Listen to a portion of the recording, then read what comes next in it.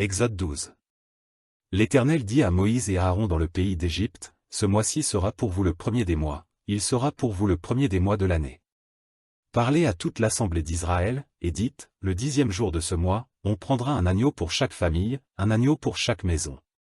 Si la maison est trop peu nombreuse pour un agneau, on le prendra avec son plus proche voisin, selon le nombre des personnes, vous compterez pour cet agneau d'après ce que chacun peut manger. Ce sera un agneau sans défaut, mâle, âgé d'1 an, vous pourrez prendre un agneau ou un chevreau. Vous le garderez jusqu'au 14e jour de ce mois, et toute l'assemblée d'Israël l'immolera entre les 2 soirs. On prendra de son sang, et on en mettra sur les 2 poteaux et sur le linteau de la porte des maisons où on le mangera.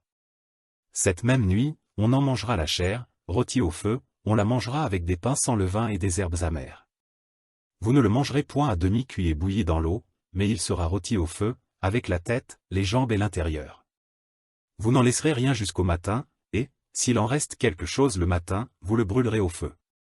Quand vous le mangerez, vous aurez vos reins sains, vos souliers aux pieds, et votre bâton à la main, et vous le mangerez à la hâte. C'est la Pâque de l'Éternel. Cette nuit-là, je passerai dans le pays d'Égypte, et je frapperai tous les premiers-nés du pays d'Égypte, depuis les hommes jusqu'aux animaux, et j'exercerai des jugements contre tous les dieux de l'Égypte. Je suis l'Éternel. Le sang vous servira de signe sur les maisons où vous serez, je verrai le sang, et je passerai par-dessus vous, et il n'y aura point de plaie qui vous détruise, quand je frapperai le pays d'Égypte. Vous conserverez le souvenir de ce jour, et vous le célébrerez par une fête en l'honneur de l'Éternel, vous le célébrerez comme une loi perpétuelle pour vos descendants. Pendant 7 jours, vous mangerez des pains sans levain. Dès le premier jour, il n'y aura plus de levain dans vos maisons, car toute personne qui mangera du pain levé, du premier jour au 7e jour, sera retranchée d'Israël. Le premier jour, vous aurez une sainte convocation, et le 7e jour, vous aurez une sainte convocation. On ne fera aucun travail ces jours-là, vous pourrez seulement préparer la nourriture de chaque personne. Vous observerez la fête des pains sans levain, car c'est en ce jour même que j'aurai fait sortir vos armées du pays d'Égypte, vous observerez ce jour comme une loi perpétuelle pour vos descendants. Le premier mois, le 14e jour du mois, au soir, vous mangerez des pains sans levain jusqu'au soir du 21e jour. Pendant 7 jours, il ne se trouvera point de levain dans vos maisons, car toute personne qui mangera du pain levé sera retranchée de l'assemblée d'Israël, que ce soit un étranger ou un indigène. Vous ne mangerez point de pain levé, dans toutes vos demeures, vous mangerez des pains sans levain. Moïse appela tous les anciens d'Israël, et leur dit, allez prendre du bétail pour vos familles, et immoler la Pâque. Vous prendrez ensuite un bouquet d'hysope, vous le tremperez dans le sang qui sera dans le bassin, et vous toucherez le linteau et les 2 poteaux de la porte avec le sang qui sera dans le bassin. Nul de vous ne sortira de sa maison jusqu'au matin. Quand l'Éternel passera pour frapper l'Égypte, et verra le sang sur le linteau et sur les 2 poteaux, l'Éternel passera par-dessus la porte, et il ne permettra pas aux destructeurs d'entrer dans vos maisons pour frapper. Vous observerez cela comme une loi pour vous et pour vos enfants à perpétuité. Quand vous serez entrés dans le pays que l'Éternel vous donnera, selon sa promesse, vous observerez cet usage sacré. Et lorsque vos enfants vous diront, que signifie pour vous cet usage? Vous répondrez, c'est le sacrifice de Pâques en l'honneur de l'Éternel, qui a passé par-dessus les maisons des enfants d'Israël en Égypte, lorsqu'il frappa l'Égypte et qu'il sauva nos maisons. Le peuple s'inclina et se prosterna. Et les enfants d'Israël s'en allèrent, et firent ce que l'Éternel avait ordonné à Moïse et à Aaron, ils firent ainsi.